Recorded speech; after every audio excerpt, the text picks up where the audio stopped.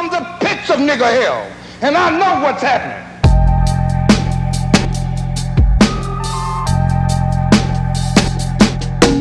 Yeah. Yeah. South side. I'm from the side where niggas creep out the cut. I'm from the side where niggas slide, where the guns known to bust. I'm from the side where mamas cry. Why'd you call the new album Why Look Up? God's in the Mirror.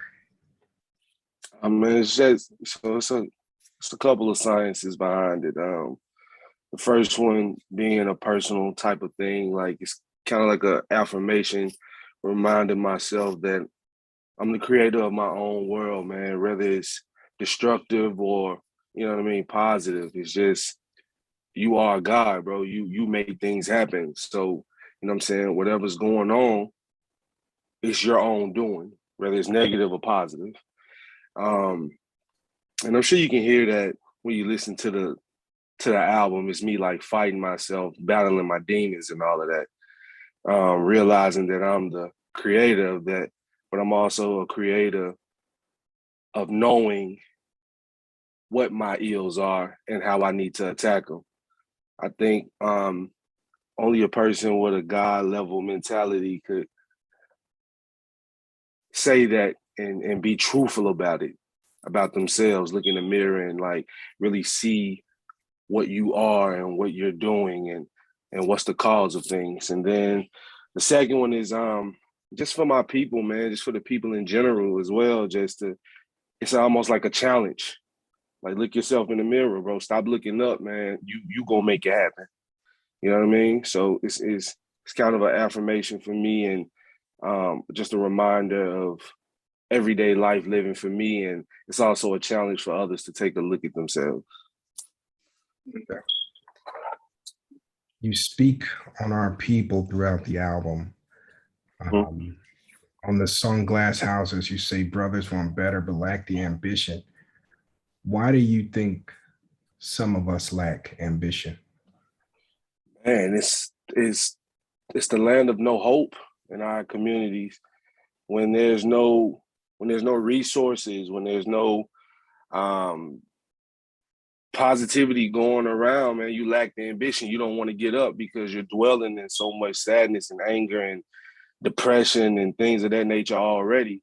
So it's like, why care almost? You really got to push yourself to want to get up and get out and do something. You know what I'm saying? So, yeah, man, I was one of those cats at one point who was lacking ambition. It was just like, maybe this is it for me. You know what I mean? Just like, maybe I'll just be here. But then I had somebody like my mom's telling me, you'll make it out of this. You're going to do good in music.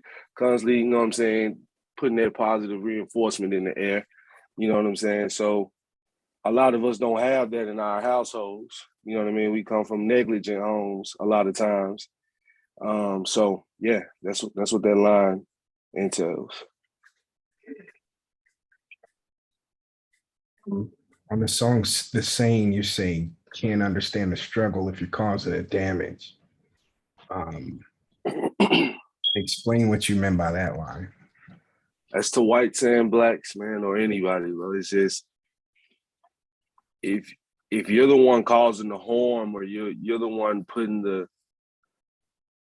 you're the one creating the cesspool, you're the one putting the fire in the water, because you're the one on the outside causing the shit and you're not actually in it, you can't see it. You know what I'm saying? Like, if you causing the harm, it's impossible for you to see what you're doing because you're not on this side with us and we're taking it in. You know what I'm saying? So, yeah.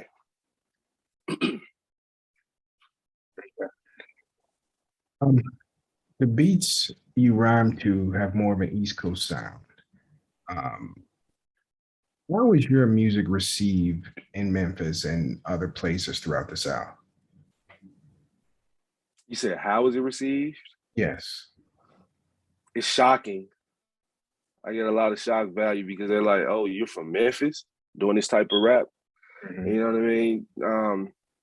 It's received well, I feel. It's not where I want it to be, of course, but as time progresses, you know what I mean, everything could keep moving on. It's just about being patient. But everybody that hears it, Southern wise, love it because it reminds them of the Outkast, Goody Mob days, Scarface, Ghetto Boys days. You know what I mean? So I don't necessarily, me personally, I don't like to put East Coast Southern. I'm just like, yeah, man, it's hip hop.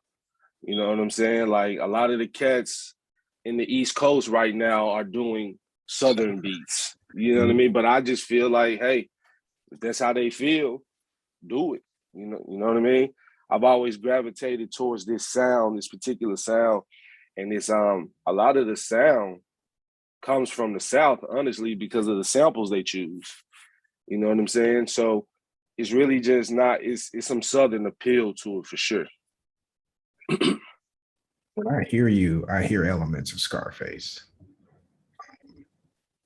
Second favorite rapper. Second favorite.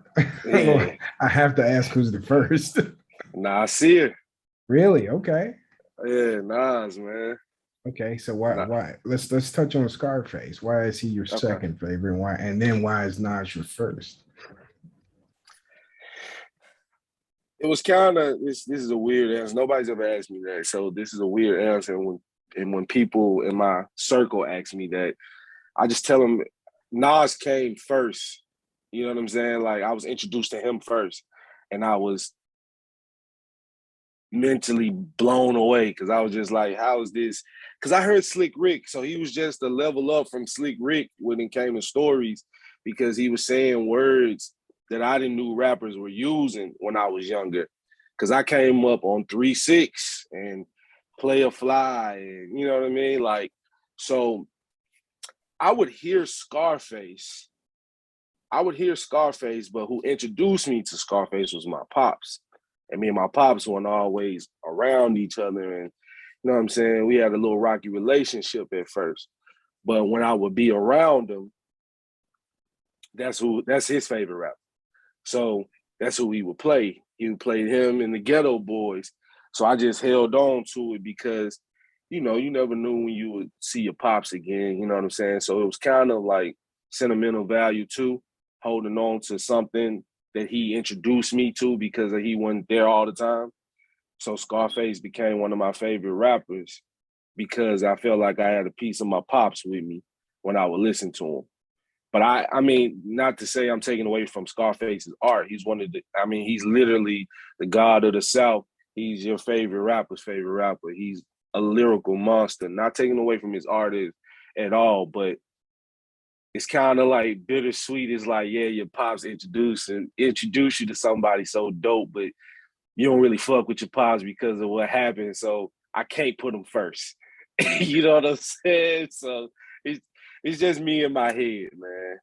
Yeah. I feel you. I understand. Yeah. Wow. So I'm interested to know who's your top 5. The top 3 never change. I always fluctuate with the last 2 though. So my top 3 are always going to be Nas, Face, and Pac. Okay. This is where it gets hard because I'm a big fan of Raekwon. I'm a big fan of Black Thought. Common, Mos Def. That's where it fluctuates. It stays right there a lot. DMX, I'm tripping. DMX and Busta Rhymes. That's where it stays in that little realm right there. Okay. Okay. Everybody that you named except for Scarface is from and the Common. 90s. No. Common's from the 90s. That's true. That's facts. My bad. Common's started in 92, but like Scarface is like 88, 87, something like that. Yeah, he was close to NWA era. Yeah, like right after them around the same time. But that's interesting. So the 90s is like your man.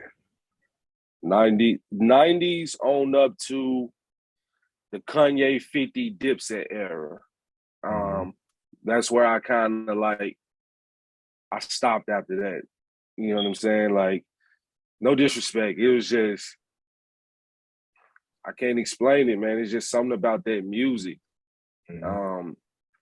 I grew up with a lot of soul being played with different family members. So when I would hear like a Rakim or Big Daddy Kane or Cool G Rap, because Cool G Rap, damn, I forgot Cool G Rap. Cool G Rap is actually the father of my style. I love dude too. But um I would hear those cats and you can hear the pain, you can hear the struggle, you can hear the anger, the frustration. You can hear that in Scarface. You can hear it in Nas. You can hear it in Common. Black Thought is insane. You know what I'm saying? So it's just like you can hear it in 50. You know what I'm saying? When 50 verse came out, you can hear it. You can hear the hunger. You can hear the anger. You can hear it in Ye's first 4 projects. You know what I'm saying? So it's just something about the golden era. I mean, I'm not gonna knock the '80s, man. Like I said, man, I love NWA. I love the Ghetto Boys. Cool G Rap and Rakim were my favorites out the '80s. And LL, I love LL too. So yeah, man. But the '90s on up to that era. What era is that with 50 and Dipset? What era would that be? I know it's the 2000s, but what year?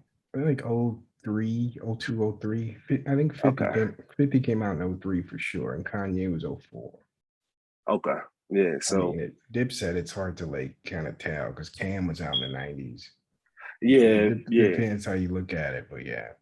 So my era, I'm older than you, so my era is Rakim, Kane, KRS-One, G Rap, Slick Rick. I love that. Yeah. Like that's my golden era.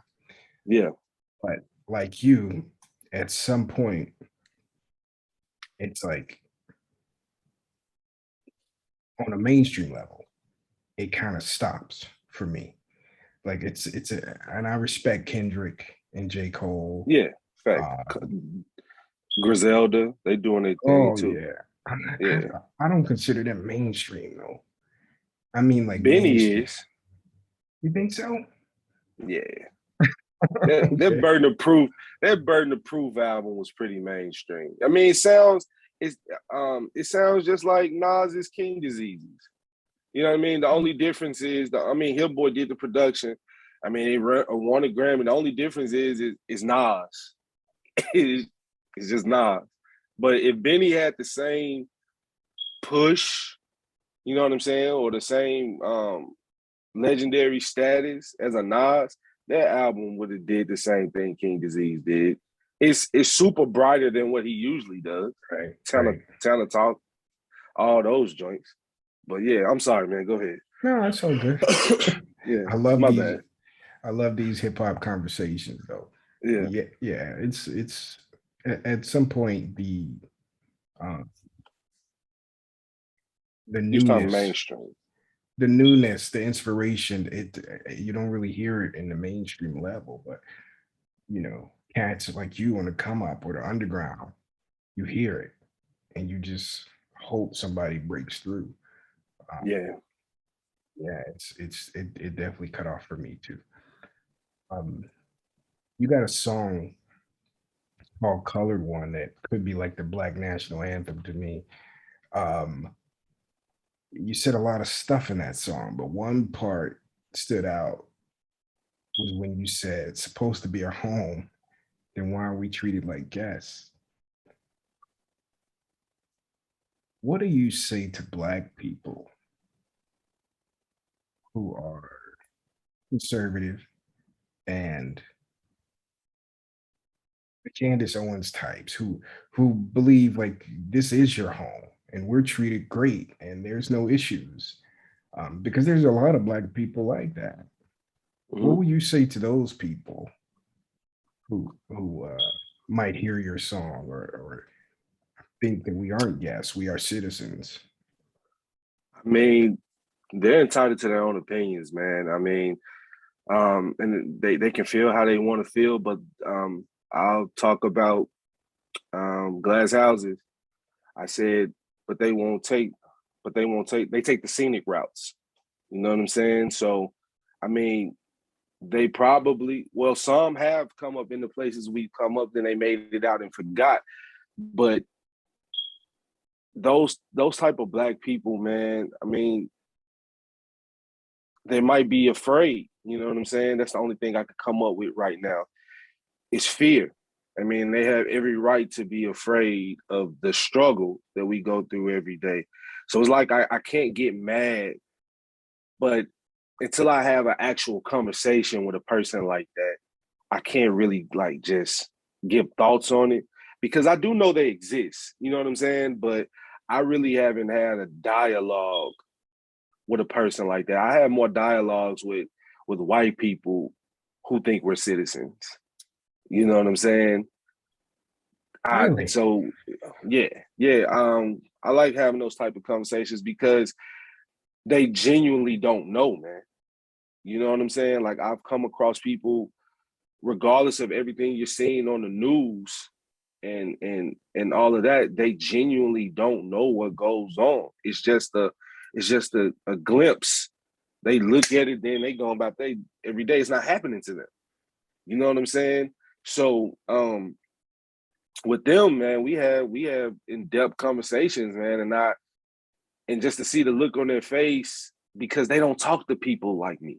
You know what I'm saying? And I can actually give them insight of what you're listening to, the culture that you want to be so part of. I can help you get insight to that because I'm there. I am that culture. I am hip hop. You know what I'm saying? And my voice, I'm the reporter. So when I talk to those cats, sometimes, sometimes they understand, sometimes, you got the ones that just be like, fuck it. You know what I mean? It ain't happening to us. But I really haven't had a conversation with a black person like that. I'm interested though, just to see their outlook on how their thought came about. You know what I mean? Like what happened? It's not why are you doing this? I want to know what happened for you to do this or for you to think this. I think in general, I mean, I can't speak for them, but I would guess that a lot of these people come from military backgrounds, or their family was in the military, or law enforcement, or they were raised in the different areas than the majority of Black people. And Yeah. they, just see things differently. A lot of people become, um, Those type of people shy away from me, brother. I, well, I don't see them either. I'm in Chicago, so yeah, I don't see a whole lot of that, but I know they yeah. exist. I think politics turns people off too.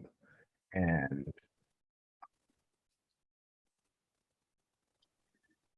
it also depends. Like, I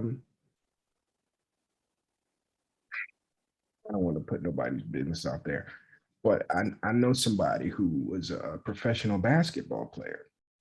Mm-hmm. They were kind of in the middle, kind of like liberal and conservative, but had this strong belief that people should pull themselves up by their bootstraps and work hard and you can get anything you want and nothing's stopping you, that kind of thing. Mm-hmm. Meanwhile, they got an education because they could play a sport. Mm. That's not normal. You know what I Yeah, mean? Like that's you're lucky. Most people can't afford college, you know? yeah.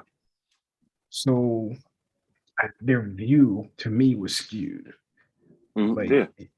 like you can't really speak on this because you're tall. You know what I mean? Yeah. You're lucky enough to have a skill that can get you a free education. That ain't the norm.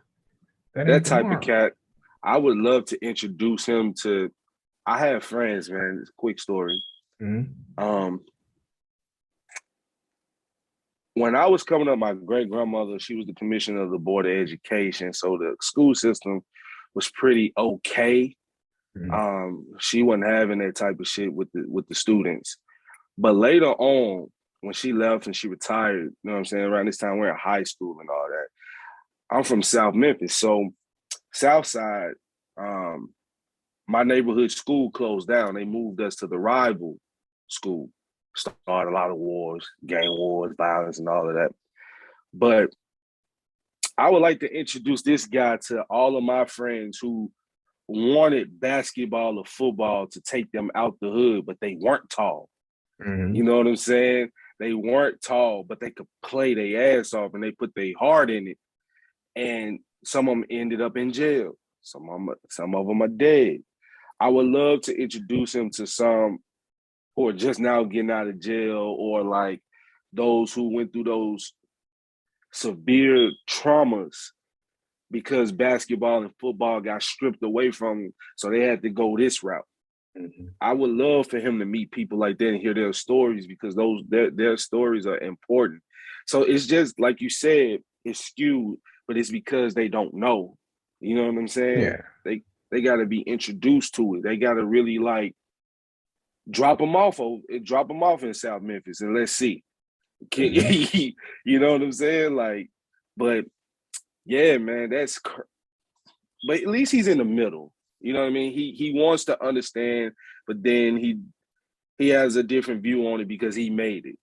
You know what I'm Right. saying? Right. So can't be too mad at him. He just can't be mad at those people who don't know, man. You know what I'm saying? Well, that kind of leads me to my next question, because throughout the album you speak about the ancestors a lot, Mm-hmm. and I feel like there's a newer generation, younger than me, who they were not raised to think about the past, to think about our history in this country. Um, I kind of feel like,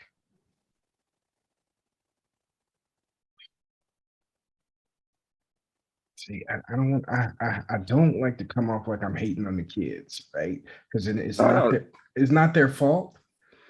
yeah. But I think as Black Americans, it's like the Michael Jordan thing. It's like we got a little bit of money, we're doing good, we're worried about ourselves, Mm-hmm. but we forget our community and we forget our history. Yeah. I think that's a whole lot of us. Why is it important for you to speak about the ancestors in your music? Man, like I so my great grandmother that I was just telling you about, man, she's 80-ish, 86, if I'm not mistaken. And man, I'm sure you had those she's a great grand. So I'm sure you've had a great grand of those grandparents who just couldn't let go of the past because it was so traumatic for them. You know what I mean? In the 60s and 70s and 50s, and they telling the stories about the people in my ancestors in the 40s. You know what I'm saying? That they got to see. I mean, that's learning that is how I became who I am now, man. You know what I mean? That's how I made it out of my neighborhood, because I heard the stories and I heard people tell the stories of past generations putting in the work, trying to make it a better place for the next generations on down. So like they're gonna always live through me, man. It's big respects. I see the pain. I hear about it. I mean, you know what I mean? I've actually witnessed it and been through it myself. So only a fool would not take a look at the past, because that's the only way you're gonna see where you're going. I mean, I was just watching Ryman Reason today, and KRS-One was just saying, man, it's sad that he said, he was basically, long story short, he was basically saying how hip hop is a culture itself with the b-boy and the graffiti and all of that. He said now the people who run the game decided to take rap and separate it from hip hop and make it this phenomenon so they can make money off of it. Now KRS-One's thing was, he said, I don't give a damn what you are, I mean what you do, you're gonna always be a rapping ass nigga unless you go visit the Bronx where it started. Unless you get that history, unless you go to it's not called 123 Park anymore, but the 123 Park where it all started, where they were plugging up the DJ equipment on light poles and all of that. So it's the same thing with ancestry shit. I mean, why do you think that? I ask a question to those people. I ask them all the time, like, bro, why do you think you are where you are, bro? Something was left undone. There's still work to be done. Mhm. You know what I'm saying? Facts, So man. That's yeah, facts. yeah, Yeah, I'm yeah. glad you brought up Chris because it's the same thing in hip hop. Hip hop's like a microcosm of um You don't mind me the smoking these, man? world. No, I don't care. Okay, cool. Hip hop is like a microcosm of the world or America because there's so many young kids who won't go back. Mhm. You know, and I've had this conversation with young people. I'm like, yo, like a relative of mine said J. Cole's the greatest rapper of all time. And I'm like, have you heard Rakim? And he's like, nah. I'm like, well, go back, listen to Rakim and KRS and Kane. He's like, I'm not going back that far. I said, okay. But you can't make that claim if you don't Exactly, listen. Like exactly. if you've never heard them, you can't sit up here and say J. Cole's the greatest. You have to. And I get it to a point because it's like my generation, like I listen to, the Melly Mels, the Cool Mo D's, and the Grandmaster Cads later. Grandmaster Cads much later. Listen to it. It's not really my thing. So I get it. Yeah, Like I get it. Like I love Cool Mo D, but some of that stuff is just to my ears, it's just like it sounds old. yeah, So I completely understand a young kid going, nah. But just because you don't like it doesn't mean you should dismiss it. Do your exactly. homework. There are Black leaders who we may not agree with philosophically throughout history. Hmm. Booker T. Washington, W.E.B. Du Bois, whoever. That doesn't mean you don't study them. It doesn't mean Exactly. you don't do the knowledge. You know what I mean? I think it's important to be well-rounded and understand things. Man, I would have hit that kid with, man, J. Cole made a song based to Nas. That should tell you something. You know what I'm saying? That's a I great mean, point. yeah, like, I That's mean, a great I point. can honestly say another reason, just to make a circle back to the earlier question, Mhm. with Nas being number one, I can honestly say that I did the homework on these people now in the 2000s, the 80s, late 70s or whatever. Mhm. You know what I'm saying? I've heard those. I heard those people, and I can honestly say, like, I can't think of one who can fuck with him because he's literally all the greats in one. He's Cool G Rap, he's Rakim, he's all those cats in one to me. You know what I'm saying? That's why I can I put can see him that. as number one. I mean, he's Slick Rick too. Like, you know what I'm Yeah. saying? The way he Yeah. paints the stories. So you could tell he did his homework. Well, So yeah. it's kind of like a LeBron who he's got a little Mm. bit of magic, a little bit of MJ. Yep. He's a little bit of like Dominique with the Yeah. power. Yeah, I could see Yeah. that. I could see Yeah. that analogy. I never looked at Nas that way, but yeah, he's definitely all of those guys. Yeah. Rakim, Chris, G Rap, Kane, Yep. LL. He's all of those LL. guys. He's all Yeah, those guys. yeah, That's why Illmatic was so strong, because it fucked them up. They was like, hold on. He took what, see, I used to read about people saying Rakim's style would never work because he's so calm and cool and yeah. collected. You know what I mean?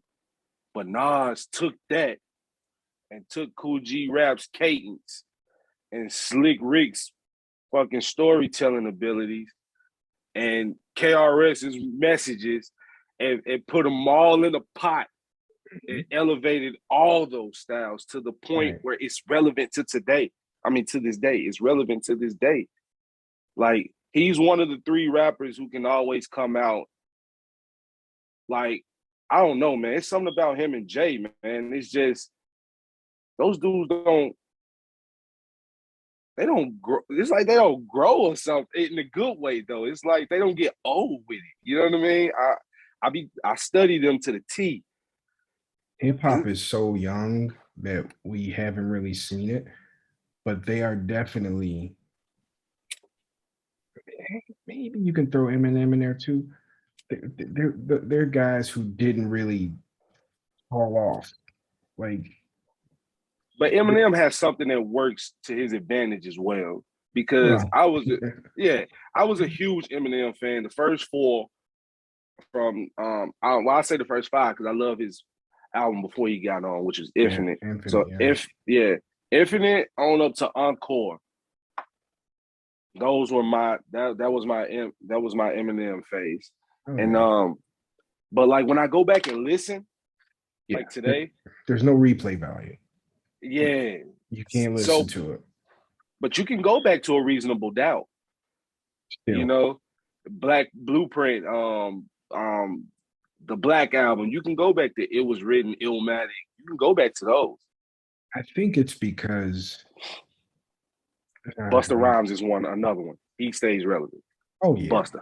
He has for a long time, 30 years now. That's true. Yeah, very true. Yeah. He's in that mix too. Yeah. I think it's because Eminem's subject matter, and if you're 30, 40 years old, you don't want to hear that shit. It's like it's like that shit was cool when you're young, but it's like man, he's saying some weird shit. Like I can't listen to. And I love Ghetto Boys and I love NWA, but there's stuff that they were saying in the late 80s, early 90s that I can't listen to now. It's like, man, you're just kind of wild. You know? Especially Bushwick. Oh my God. I love Bushwick, man. Rest in peace, Bushwick. Yeah. Okay, let's I can agree. Yeah. Last question, man. Who is the Why Look Up Gods in the Mirror album made for?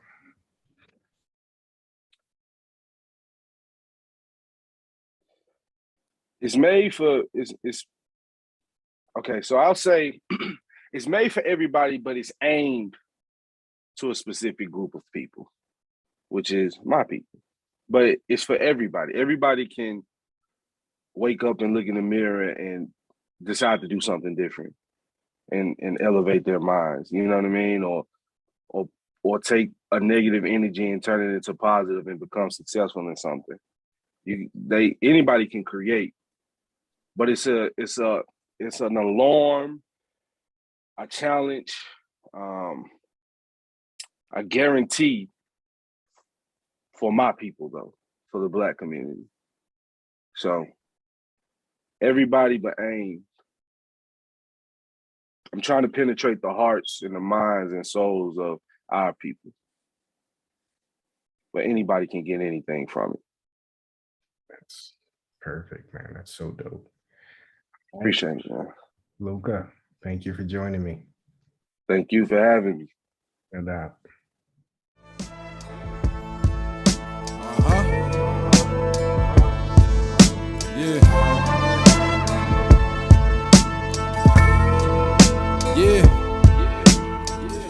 You can look me in my eyes until I've seen death, seen life removed with the quickness, that's why I value breath. You ever had the ghost of your shadow follow your every step through the deepest depths of the core, cause that's where the soul was kept. Losing sleep at night, but then again the God has never slept and never asked for help, cause Black men weren't taught to self